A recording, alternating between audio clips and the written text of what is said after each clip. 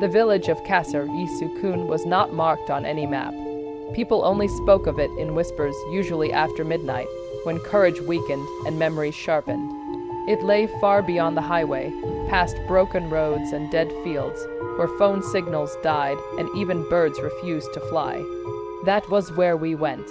There were 4 of us, me, the narrator Ion, my childhood friend Bilal, the skeptic who never believed in ghosts Zubair, the quiet one who always felt things before they happened. We were university students returning from a long trip when our car broke down just before Maghrib. The engine died suddenly, as if something had grabbed it by the throat. No signal, no passing vehicles, and then the village. Ion pointed ahead.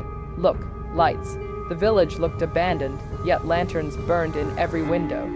The houses leaned at impossible angles, as if they were listening to something underground. The air felt thick, heavy, like breathing through wet cloth.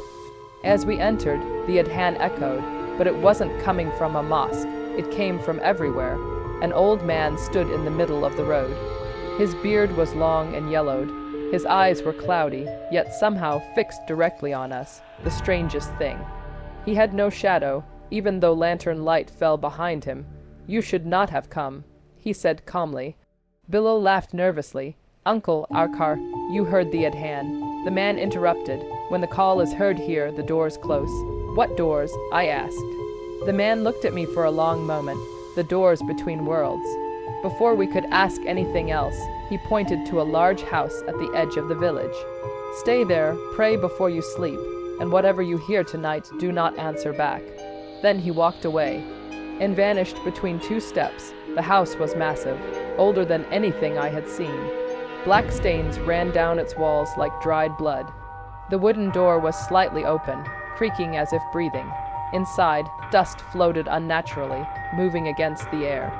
There were no mirrors, no clocks, and no Quran anywhere in the house. That should have scared us, but we were tired. And fear often waits until darkness settles fully. We prayed Isha together, except something was wrong. Every time we finished Surah Al-Fatiha, we heard another voice reciting it with us, half a second late. Zubair whispered, "There's someone praying behind me." There was no one there. At exactly 3:17 a.m., Bilal screamed. We ran to his room and found him sitting upright, eyes wide open, sweat pouring down his face. There was a woman, he gasped. She was praying backward.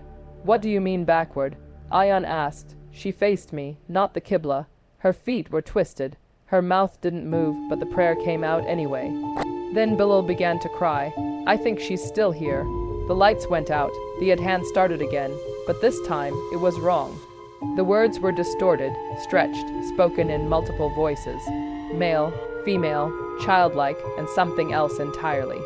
Zubair collapsed to his knees. "They are awake," he whispered. "They know we can hear them." The walls began to bleed black liquid.